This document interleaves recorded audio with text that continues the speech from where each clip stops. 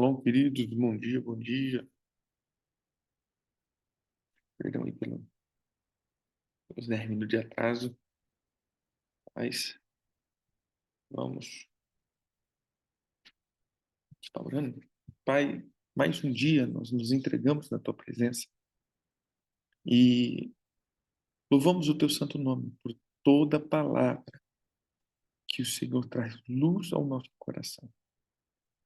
E a cada dia possamos nos quebrantar. Quebrantar, Senhor, a ponto de o nosso coração estar sendo limpo e purificado. Lava-nos pela Tua palavra. Purifica-nos com o teu fogo, para que possamos nos apresentar santos diante do Senhor. Pai, molda o nosso caráter, em nome de Jesus. Amém. Provérbios 16.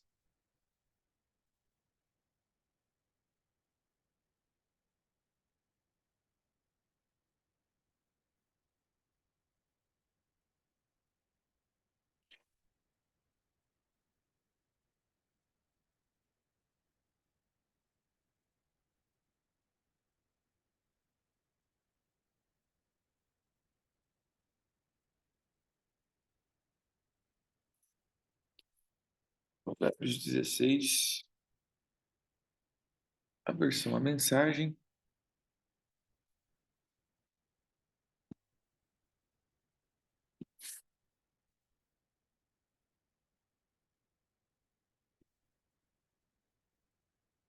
Vou abrir outra versão aqui. Você vai.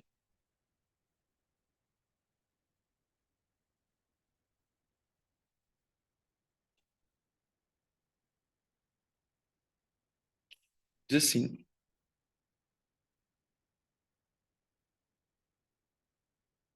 o homem mortal faz planos elaborados para a vida,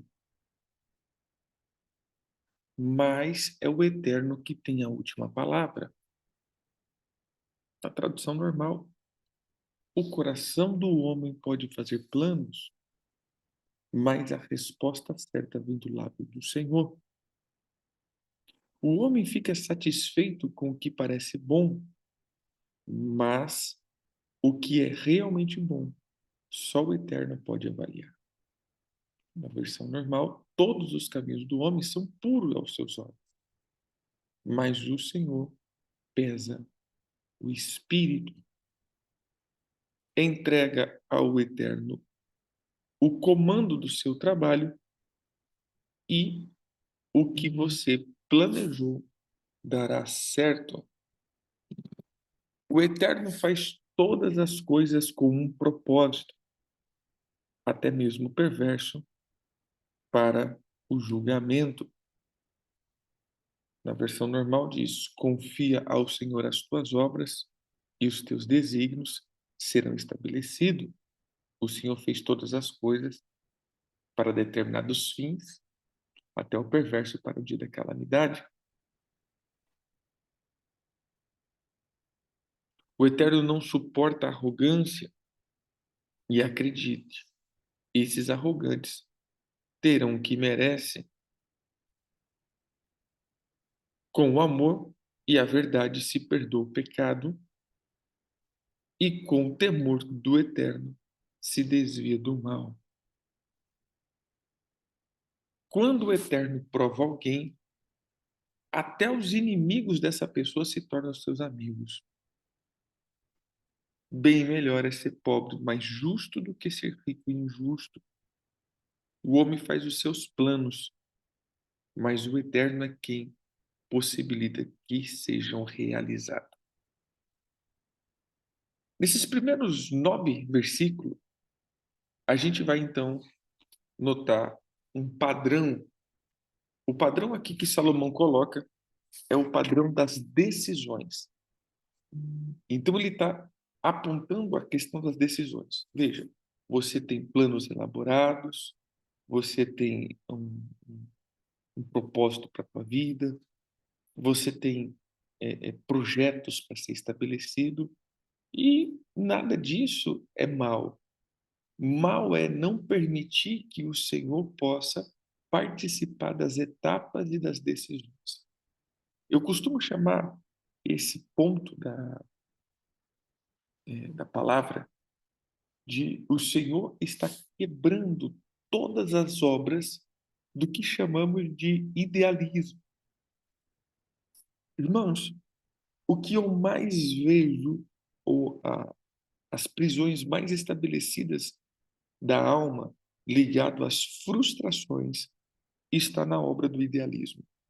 O que seria a obra do idealismo?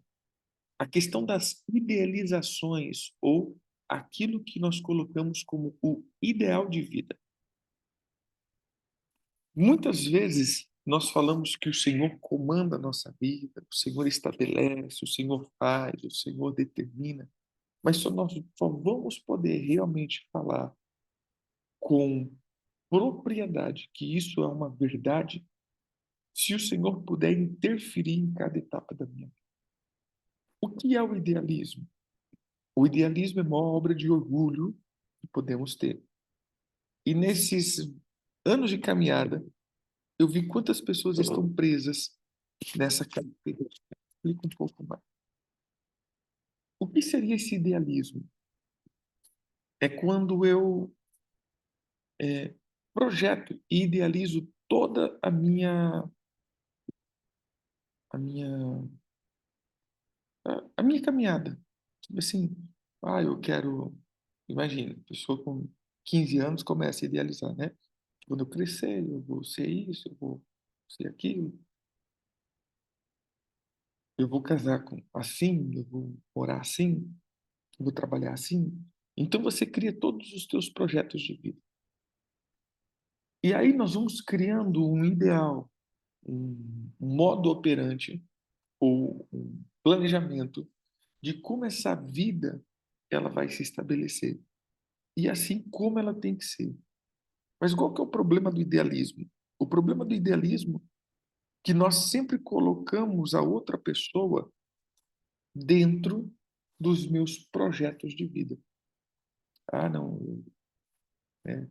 Eu quero uma esposa que seja assim, uma esposa que seja assado, uma esposa que me sirva, uma esposa é, que me entenda, uma esposa que não sei o quê. Ou seja, em nenhum momento eu idealizei servir essa esposa, mas eu sempre idealizei uma esposa que fizesse tudo aquilo que fosse conforme o meu ideal. E aí a gente fica, não, mas eu imaginei que seria diferente. Quem nunca ouviu isso, né? Dentro de um DR familiar. Não, mas eu imaginei que seria diferente. Eu imaginei que eu iria casar. Eu imaginei que... Ou seja, você entende que você imagina a situação até mesmo da outra pessoa. Eu imaginei que você fizesse isso, seria assim. Então, o idealismo nada mais é do que viver no mundo de uma imaginação. E esse é o problema. Como eu sei que o Senhor realmente é aquele que está na frente e no domínio da minha vida? E todos os projetos da minha vida são arquitetados, eu vou estabelecendo, mas eu permito que ele altere cada um deles. Esse texto aqui, eu vejo ele meio de conformidade, é, meio de conformidade com,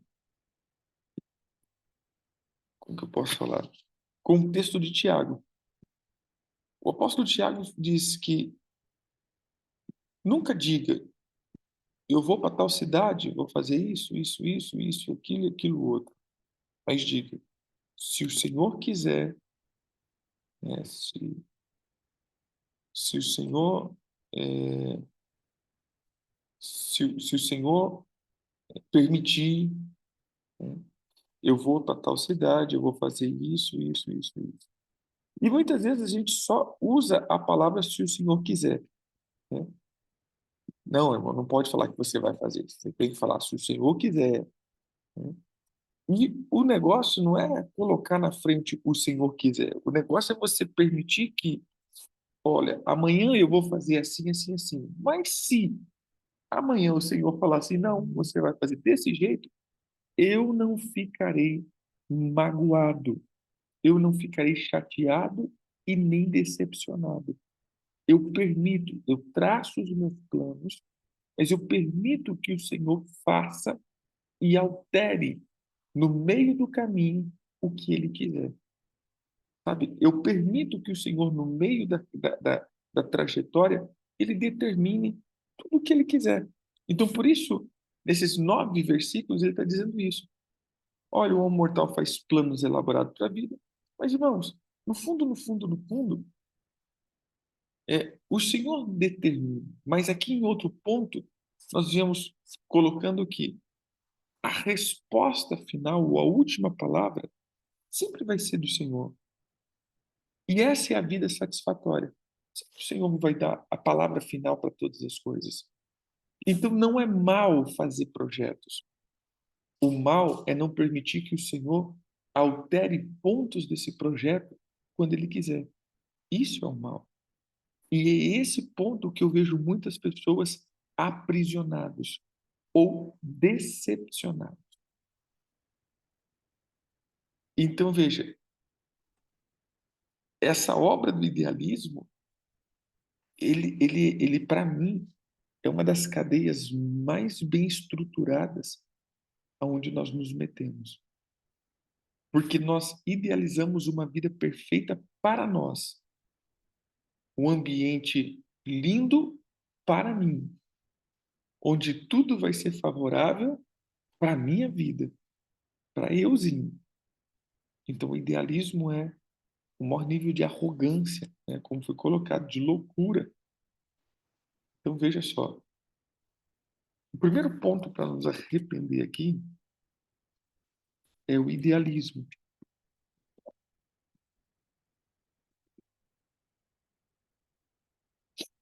e frustração. Nesse ponto da frustração, que para mim ainda é um pouco mais profundo, porque, irmãos, eu vou dizer uma coisa.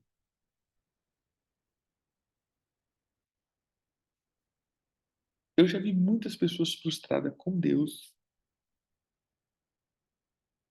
por causa de coisas que nós caracterizamos que a nossa vida é um fracasso.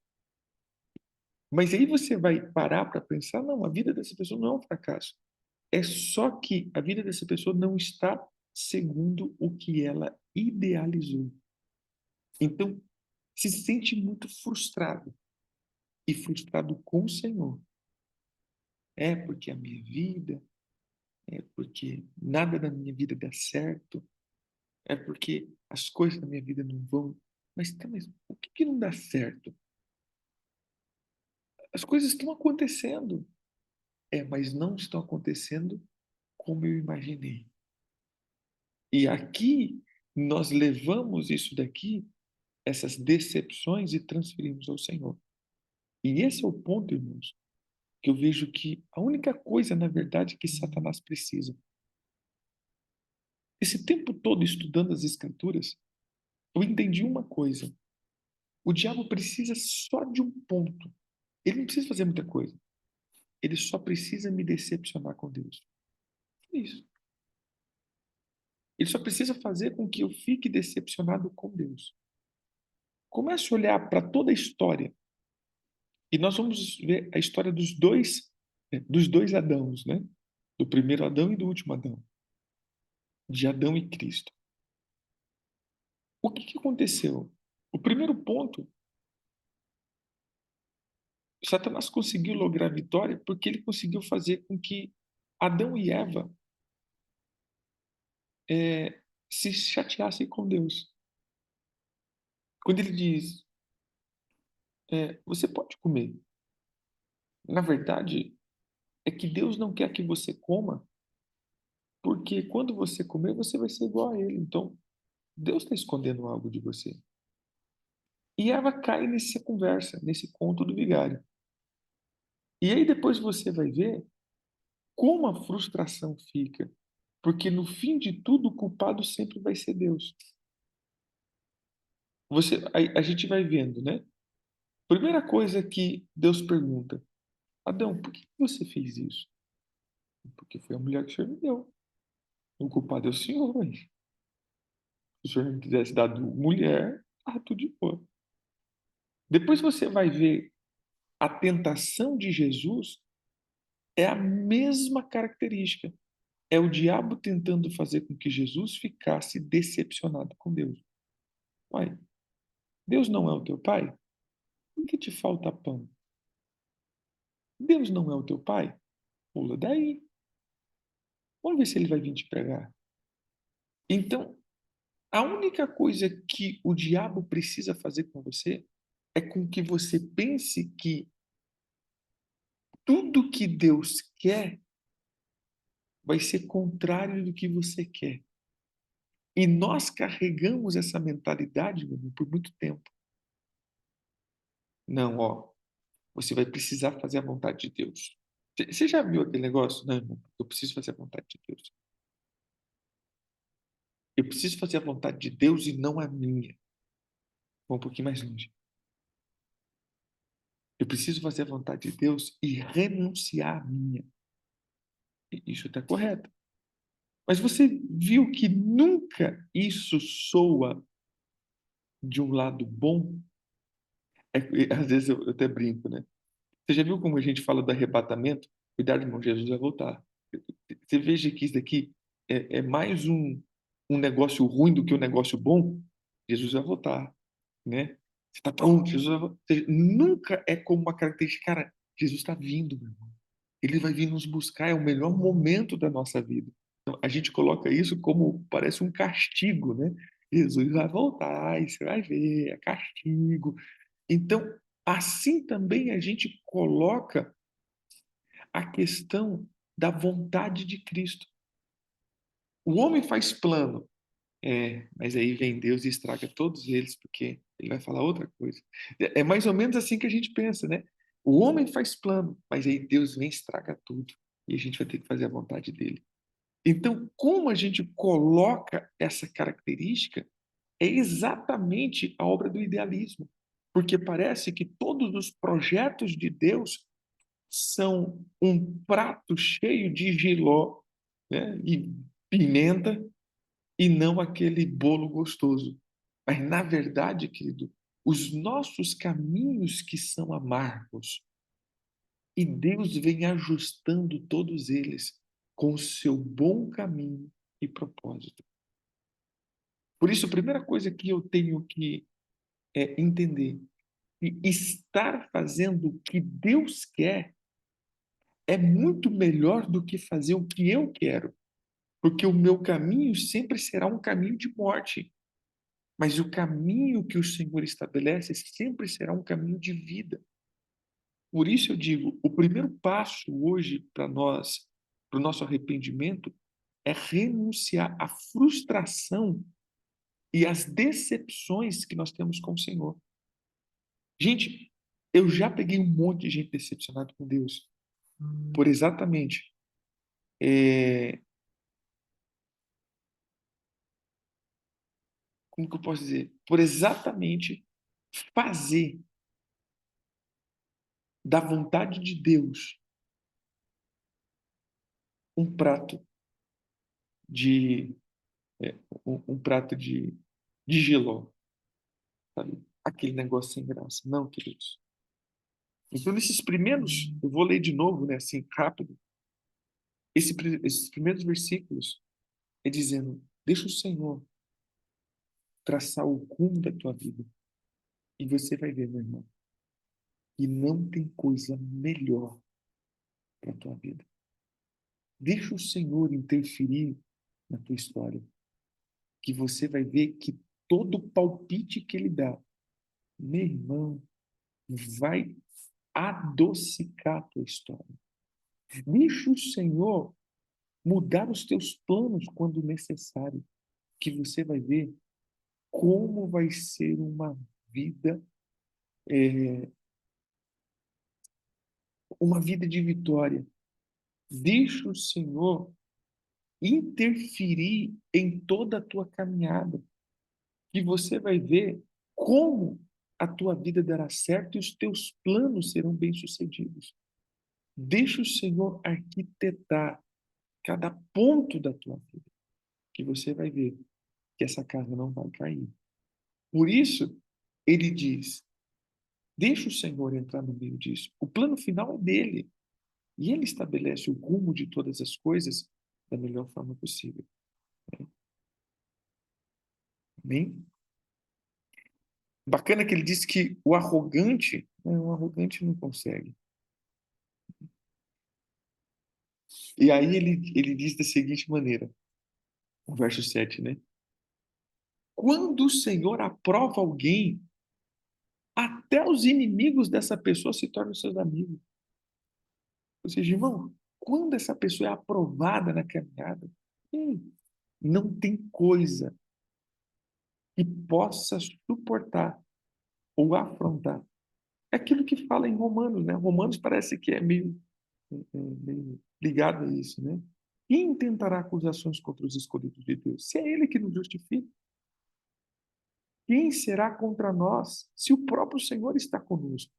Exatamente isso, irmão. Quando o Senhor está comigo, me aprovando, quem vai ser o meu inimigo? Ninguém, meu irmão. Até o meu inimigo, ele vai querer fazer aliança comigo. Por quê? Porque ele sabe que ao meu favor está o Senhor. E o Senhor está comigo. Então, quem será contra mim? Não existe possibilidade. Ninguém é doido o suficiente para fazer isso. Hum? Verso 10. Um bom líder motiva e tem autoridade. Não conduz ao erro nem tira vantagem. O Eterno quer honestidade no trabalho, pois ele é o dono de todos os negócios. Um bom líder detesta todo tipo de injustiça, pois é na justiça que a liderança se fundamenta. Um bom líder se alegra com a honestidade e valoriza quem fala a verdade. O líder que se ira ameaça os próprios liderados. Quem é inteligente saberá contornar a situação. O líder paciente revigora a vida dos liderados. É como chuva de primavera e a luz do sol. Então, nesses outros 15 versículos, praticamente, ou perdão, 5 versículos, 6 versículos, você vai ver ele dizendo acerca agora da liderança. Veja, agora ele vai dizendo do posicionamento que eu preciso ter de como agir dentro de uma liderança. Isso daqui é, irmãos, vamos colocar liderança em todos os sentidos. Liderança no ato de liderar a minha casa, às vezes uma equipe, às vezes a liderança. No caso aqui, ele está dizendo como a vida de um político, né? Esse líder aqui, ele está colocando como a vida de um político. Se nós pegarmos no verso 10 diz, nos lábios do rei se acham decisões autorizadas. No julgamento, não transgrida, pois a sua boca. Peso e balança justa pertence ao Senhor. Obras são suas são todos os pesos da bolsa. A prática da impiedade é abominável para o rei, porque com justiça se estabelece o trono. Então, quando a gente fala aqui, a versão ele está dizendo do bom líder, muitas vezes a gente vai logo jogar para a vida de um pastor, né? Porque a gente sempre considera líder é sempre estar no âmbito religioso, liderança. Quando a gente fala liderança, parece aí coisa de igreja, né? Mas o que ele está dizendo aqui é a vida de um bom político, né? Então, se a gente colocar aqui, um bom político motiva e tem autoridade, não conduz ao erro e nem tira vantagem. O Senhor gosta da honestidade, não de o duplo decisões, ou duplo peso. A gente já falou sobre isso, né? 2 pesos e 2 medidas. Um bom político detesta todo tipo de injustiça, pois é na justiça que a liderança é fundamental. Então, esse fato do bom líder, ele está dizendo da vida política, da vida daquele que lidera a vida das pessoas. Mas eu quero que você, então, coloque isso daqui como todo tipo de liderança que você exerce. Seja uma liderança na tua casa, como pai e mãe, seja na liderança da igreja, como alguém que conduz pessoas, seja na liderança do trabalho, se você tem uma equipe na tua mão, seja na liderança política, né, se a gente tem algum político aqui, mas veja, ele está dizendo que a questão é que o Senhor odeia quando alguém é colocado no topo e ele não usa desse topo, topo no sentido não de superioridade, topo no sentido de direção. Quando o Senhor te coloca como ponta, como o Senhor te coloca como leme, aquele que dá direção, o Senhor odeia que essas pessoas sejam injustas e use esse cargo para tirar vantagem dos outros. Então, o segundo passo aqui é orar, pedir perdão ao Senhor por todas as vezes que nós tomamos e tiramos vantagem do nosso cargo de liderança. É por não liderar em justiça. Ou seja, ou retidão, ou honestidade. Então ele vai colocando que esse líder, ele vai fazer com que a vida do liderado seja eficiente.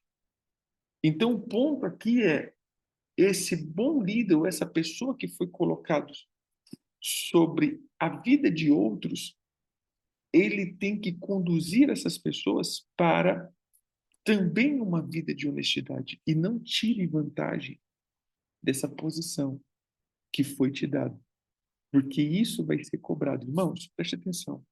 Cada vez que você tem a oportunidade de direcionar pessoas, isso não é um privilégio somente, isso é uma responsabilidade.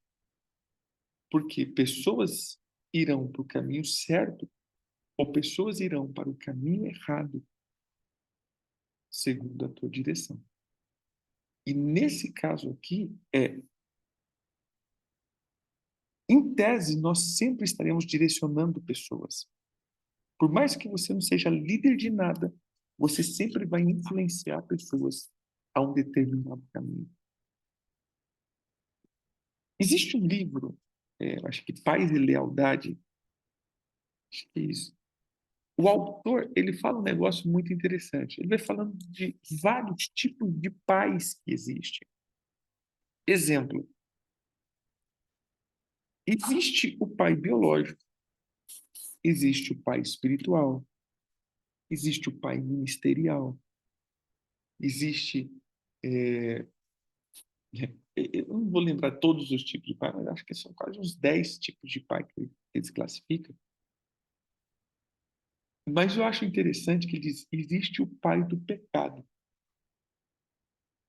E quando a gente vai olhar para isso, literalmente é uma verdade muito clara.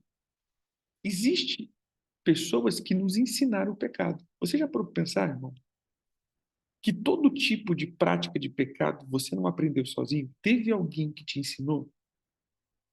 Um exemplo: bebida, cigarro, droga. Normalmente teve alguém que te ensinou? Não, não, rapaz, dá um tapa nisso daqui e saber que é bom. Ou seja, essa pessoa que te apresentou esse hábito, ele é um pai na sua vida. Ele foi a pessoa que te conduziu para o pecado. Mas o fato agora, vamos para uma outra realidade. Será que você não foi um pai do pecado na vida de alguém? Então é isso daqui que nós temos que renunciar. Senhor, se eu fui um pai que conduziu as pessoas para o caminho do mal, que ensinou as pessoas a fazerem o mal, nós vamos ter que nos arrepender. Porque, queridos, muitas pessoas podem estar perdidos na vida porque nós demos uma direção. Nós apontamos um caminho. Essa é a vida do rei, essa é a vida de um líder. É o apontador de caminho. Então, esse é o segundo ponto. Se você já apontou caminhos da injustiça, se você já usou o teu cargo de liderança para tomar vantagem em situações, se você usou de não honestidade, isso isso vai pesar depois. Então, muitas vezes nós podemos estar debaixo de uma sentença. Agora, entrando para a área da libertação financeira, podemos estar debaixo de uma sentença pelos nossos apontamentos errados. Porque por causa da vida de um rei, vamos para a vida política. Irmãos, você já parou para pensar que o quanto de gente sofre por causa de políticas não eficientes e o quanto de gente morre? Você já parou para pensar o quanto de peso que um político tem e terá que responder diante do Eterno? Eu não sei se você já parou para pensar o quanto, o quão pesado é, porque pessoas que controlam, que usam toda a máquina pública para poder atuar com o seu bel prazer. Você já parou para pensar a responsabilidade dessas pessoas diante do Senhor? Eles poderiam fazer com que a vida de muitos fossem salvas, mas por causa do egoísmo, o jeito que ele coloca aqui, né? Quer ver? O líder bom detesta todo tipo de injustiça, pois é na justiça que a liderança se fundamenta. Agora imagine eu ter condição de livrar milhões de pessoas da morte e não tive essa capacidade de fazer. Imagine um presidente. O quanto essa pessoa vai responder diante do Senhor, porque por causa de uma má liderança política, muitas pessoas sofrem e morrem. Veja, será que Deus precisava intervir trazendo provisões na vida de muitas pessoas se a vida política fosse honesta e bem feita? Entendeu? Será que muitas pessoas precisariam buscar ao Senhor até o que comer? É óbvio que tudo funciona na medida de trabalho, dessas coisas, mas, irmãos, entenda, quando uma política é bem feita, o trabalho se torna até mais leve. Mas quando nós temos uma política mal feita, nós precisamos trabalhar e muito para adquirir coisas que não precisaria de muito esforço. Então, dentro disso, nós estamos dizendo que o cargo de liderança é um cargo de muita responsabilidade. Como eu disse, até o versículo 15, do 10 ao 15, nós estamos vendo a vida política, né? Exatamente, a cobrança de impostos, a não aplicação dos impostos. Mas aqui a gente vai ver também essa questão do dia a dia. Então, vamos do micro para o macro. A tua liderança como um pai tem apontado os filhos para o caminho certo? Ou a tua liderança como um pai e uma mãe tem tornado a vida da tua família difícil? Como é difícil conviver nessa casa. Como é difícil morar nesse lugar. A vida de você como uma liderança espiritual, um líder da igreja, que está é, que tá liderando uma equipe. Será que essa equipe está sendo direcionada para um bom caminho e a vida dessas pessoas será tão mais fácil com a tua liderança? Entende que a liderança facilita. É isso que Salomão está dizendo. Gente, a vida de um líder bom facilita a vida dos outros, torna mais fácil. Mas a vida de um líder ruim torna a vida das pessoas muito mais difícil. Então, que você não seja um líder que torna difícil a vida de alguém, mas um líder que torna a vida das pessoas um pouco mais fácil. Né? 16. Corra atrás da sabedoria. É mais valioso do que muito dinheiro. Prefira o entendimento do que muito tesouro. A estrada do justo se desvia do mal. Quem vigia os passos salva a vida. Primeiro vem o orgulho, depois a queda. Quanto maior é o ego, maior é o tombo. É melhor ser obediente ao Eterno e viver entre os pobres que ser rebelde e viver entre os ricos e famosos. Vale a pena levar a vida a sério. Tudo se resolve quando se confia no Eterno.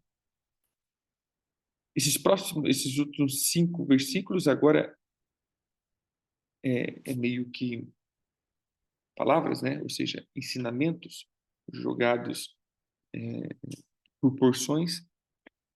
Então a gente vai pegar porção por porção. Então, quando ele fala da sabedoria, isso aqui a gente já vai falando, né? Então, é, é, é melhor você buscar a sabedoria do que você buscar qualquer outra coisa. Por quê? Porque isso te trará uma estrada justa, um caminho justo. E o caminho justo livra do mal e te traz vida. Então, toda a vida está nas tuas decisões sábias. Mas, no verso 18, ele diz: veja só, vamos ler na versão normal, né? A soberba precede a ruína e a altivez do espírito a queda. Esse aqui é bem mais legal, né? Primeiro vem o orgulho, depois vem a queda. Irmão, quanto maior você se infla, pode saber, maior o tombo. Né? Não tem aquele negócio? Quanto maior você sobe, irmão, o tombo é maior. Então, o fato aqui também jogamos para a questão da liderança, né? A vida de alguém que está posicionado. Quanto mais você cresce, maior pode ser o teu tombo. Então, não permita que o orgulho seja parte integrante da tua vida. Não permita que o orgulho seja aquilo que domine a tua vida. Porque primeiro vem o orgulho. Se o orgulho estabeleceu, o próximo passo é a queda. Então, irmão, nunca vai sair desse padrão. Subiu no orgulho, caiu. Subiu no orgulho, caiu. Não tem outra coisa além desses 2 passos. E aí ele vai para a obediência. Né? É melhor obedecer, aquele trocadilho que ele faz. Irmãos, aqui ele não está testificando o estado de pobreza. O que ele está dizendo, fala, cara, é melhor. Eu vou voltar, né, pro exemplo que eu tenho dado. Quando a gente fala assim, rapaz, é melhor comer jiló, meu irmão, do que fazer esse negócio. Eu falo de jiló porque eu não gosto, né? Mas tem gente que fala assim, não, jiló é uma maravilha, né? Mas o fato é, às vezes a gente vai falar, é melhor a gente fazer algo do que isso daqui. Só um minutinho.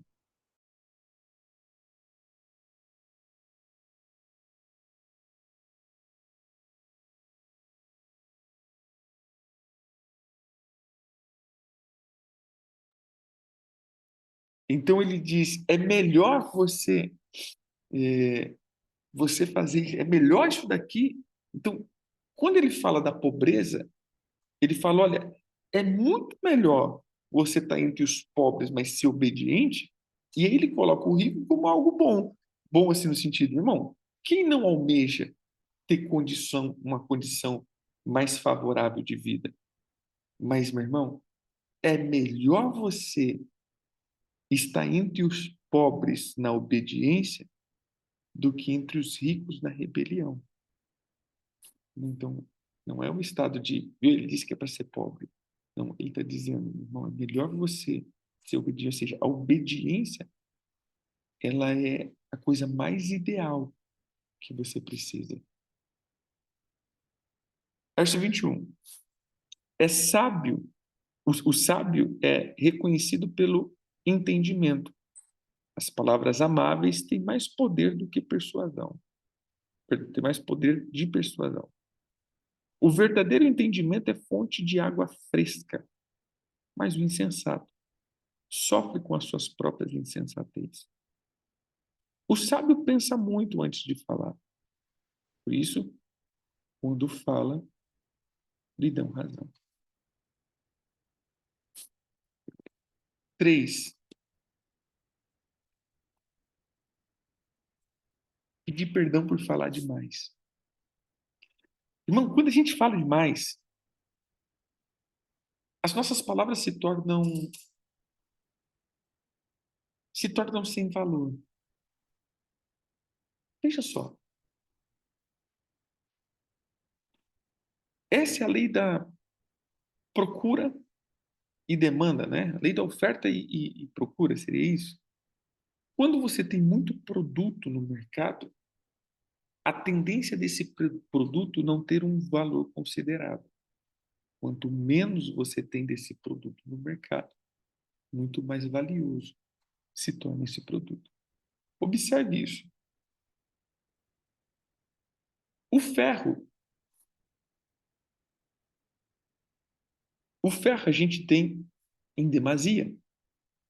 Então, quando você vai comprar um ferro, você compra ele por quilo. Né? Um quilo do ferro. Vamos fazer essa comparação. Veja só. Hoje, quando nós falamos,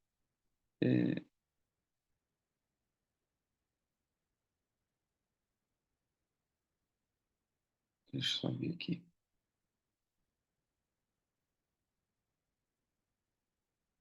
Veja só.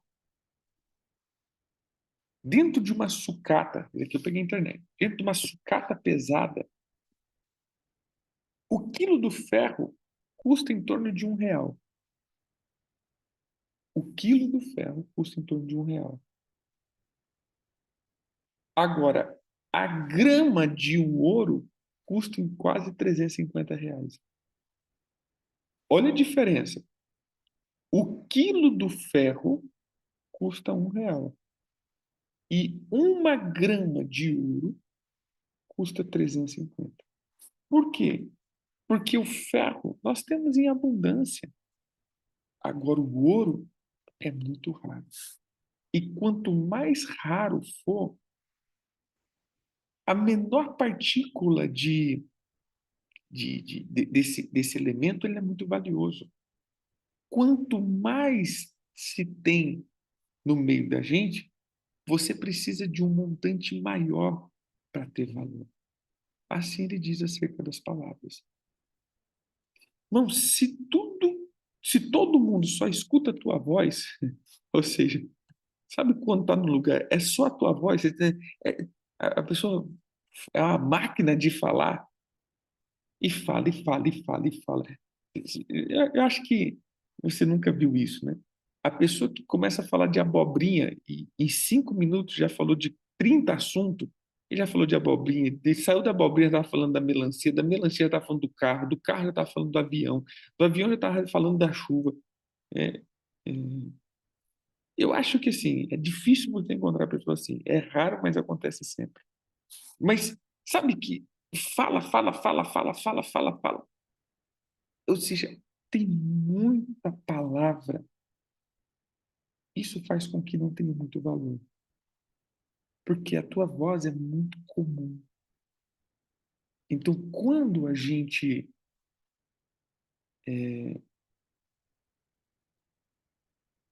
quando a gente estabelece a nossa voz como uma voz mais preservada, você vai ver que você vai acabar tendo muito mais valor em cada coisa que você fala do que se você falar demais. Por isso, no verso 23 diz: o sábio pensa muito antes de falar. Por isso, quando ele fala, meu irmão, todo mundo vai dar ouvido, entendeu? Vai parar para escutar. Peraí, o cara vai falar. Deixa ele falar. Porque ele não fala muito. Então, quando fala, o negócio já foi elaborado. Palavras amáveis são como favos de mel, delícia para a alma, energia para o corpo. Há caminhos que parecem inofensivos, mas todo cuidado é pouco. Leva direto para a morte. Aqui entra nos 9 versículos, né? Acho que 9 versículos. Lá, os primeiros 9 versículos. 9 versículos. Todo caminho é bom para o homem. Mas por isso eu preciso fazer com que o Senhor entre na direção. Porque para mim tudo é bom. Mas o Senhor que conhece o final de todas as coisas. O apetite é um incentivo para o trabalho. A fome motiva o trabalho intenso. O perverso só pensa em fazer o mal. E suas palavras provocam muita dor. Olha como ele associa, irmãos, a perversidade com palavras que ferem. Então, todo perverso, ele só procura o mal. E por isso, o ferir as pessoas é comum. O perverso sempre causa brigas. E quem faz fofoca rompe com amizade. Na Bíblia normal diz: o homem perverso espalha contenda e o difamador separa os maiores amigos. Cuidado, irmãos, com o que nós chamamos de leve trás. Cuidado para não dar ouvido a isso. E cuidado para não ser um leve trás. Porque às vezes a tua palavra pode separar melhores amizades. O ambicioso, insensível, trai os amigos. É capaz de apunhalar a própria mãe pelas costas. O olhar esquivo sugere má intenção. Os lábios cerrados dão indício de confusão. O cabelo grisalho merece especial atenção. É o prêmio de uma vida leal a Deus. É melhor ser paciente que valentão. É melhor saber controlar que conquistar uma cidade. Apresente as propostas e conte os votos. Mas o Eterno tem a palavra final. Na Bíblia normal diz: melhor é o longânimo que o herói, e o que domina o seu espírito do que domina a cidade. Isso daqui, nessa versão, ficou mais legal. Veja só, melhor é aquele que tem longânimo do que o herói de guerra. Irmãos, é muito melhor você ser uma pessoa que tem o ânimo alongado, por isso longânimo, e o que domina o próprio espírito, do que um conquistador e um guerreiro. Então é muito mais valioso para o Senhor. E aí Salomão termina dizendo: a sorte se lança no regaço, mas o Senhor, do Senhor, procede todas as decisões. Então veja só, ele começa e termina essa porção dizendo do confiar na caminhada. Deixa o Senhor direcionar toda a tua vida.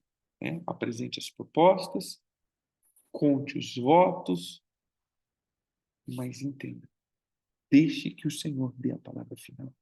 Permita que o Senhor venha com o ponto final. Permita que o Senhor decida o que fazer, porque isso te dá vida e paz. Hoje nós temos 3 pontos de arrependimento e simbora, né? 5 minutos de oração. Se você está com a tua ceia, prepare que a gente vai ceiar. Amém? Vamos lá.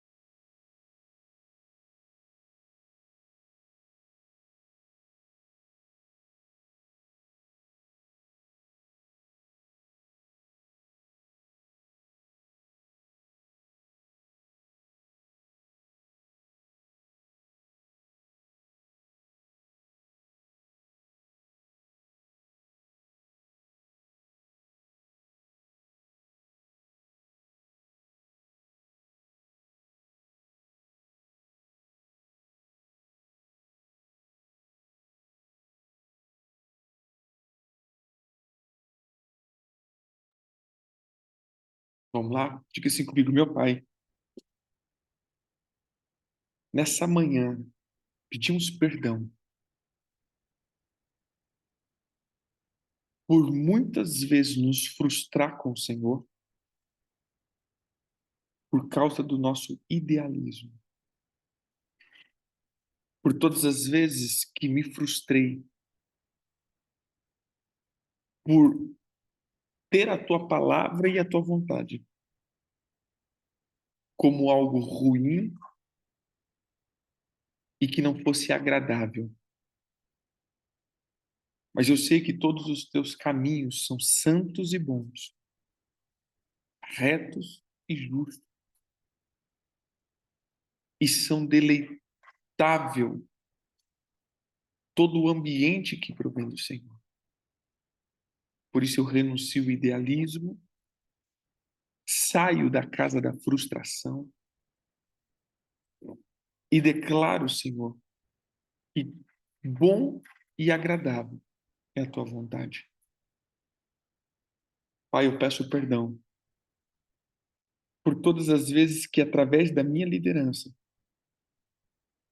eu tirei pessoas do caminho, eu fiz com que pessoas se frustrassem na caminhada com o Senhor, na caminhada da vida, ou em qualquer outra coisa. Perdão, Senhor, por tornar a vida das pessoas mais difícil, mais complicada, mais sofrida. Que o Senhor possa restaurar a vida de cada um daqueles que foram feridos pela minha liderança. Pai, que o Senhor possa recolher também cada palavra que foi, que saiu da minha boca. Palavras amargas, palavras de destruição, palavras de contaminação, que destruíram toda a minha colheita, que destruíram toda a minha vida, que destruíram o meu futuro. Recolhemos cada palavra maligna que foram lançadas contra a minha vida. E nós pedimos perdão por muitas vezes açoitar as pessoas pelos açoites da minha língua. Senhor, que a graça do Senhor me cubra. E à medida que que ceiarmos, o Senhor estabelece um novo tempo sobre mim, sobre a minha casa, sobre a minha economia. Em nome de Jesus. Pai, nós abençoamos os teus filhos. E quando eles comerem desse pão, beberem desse cálice, a unidade do corpo possa ser estabelecida. E é na concordância do corpo. O Senhor disse que se perdoarmos, todos seriam perdoados. Se retermos o perdão seria retido. Por isso estamos com a tua igreja reunida hoje, Senhor. E pedimos, Pai, que o perdão do Senhor seja liberado. Perdoamos as ofensas que os teus filhos cometeram, as transgressões e os caminhos de morte. Nós declaramos que eles sejam santificados na tua palavra, limpos e purificados no teu sangue, à medida que eles comerem e beberem pão e do cálice. Eles sejam abençoados e vivificados. Que aquilo que estavam retidos, Senhor, que era deles, mas foram retidos no céu, nós declaramos, seja livre e seja liberado em nome de Jesus. Amém e amém. Come e beba em nome de Jesus. Abençoamos a tua vida. Que o Senhor te abençoe e te fortaleça em nome de Jesus. Amém? Queridos, até à noite. Shalom, shalom.